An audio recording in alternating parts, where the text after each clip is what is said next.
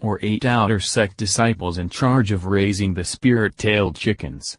It wasn't that they cared a lot for the chickens themselves, but rather, that the chickens weren't really theirs to begin with. Although the Peak Lord didn't say anything, they felt the matter to be a big loss of face.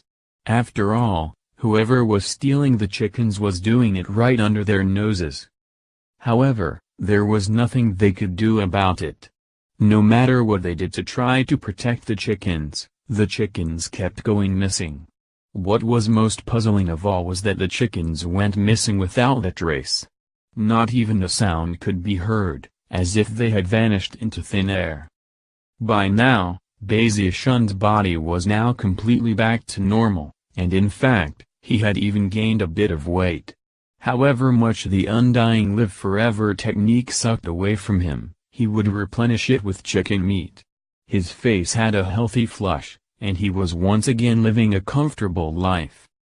He was in a wonderful mood, and his belly was full. As a result, his research into the second volume of Plants and Vegetation picked up speed. Eventually, the day arrived when he was finished studying. Based on what had happened last time, he had studied everything in even more minute detail, including the leaves, stems, roots, veins, and even the tiny hairs on the surface of the plants.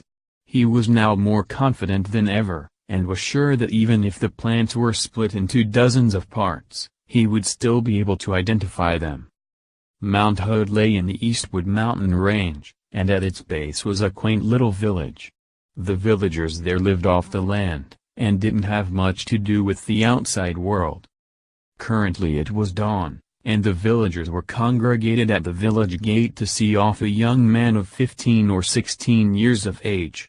He seemed thin and weak, but had a healthy, fair complexion, and an overall charming appearance.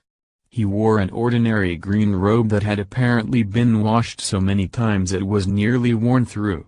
Something about the way he was dressed, plus the innocent look in his eyes, made him seem exceptionally quick-witted. His name was Baziashun. "Dear elders and fellow villagers," he said, "I am on my way to learn about immortal cultivation. I shall miss all of you."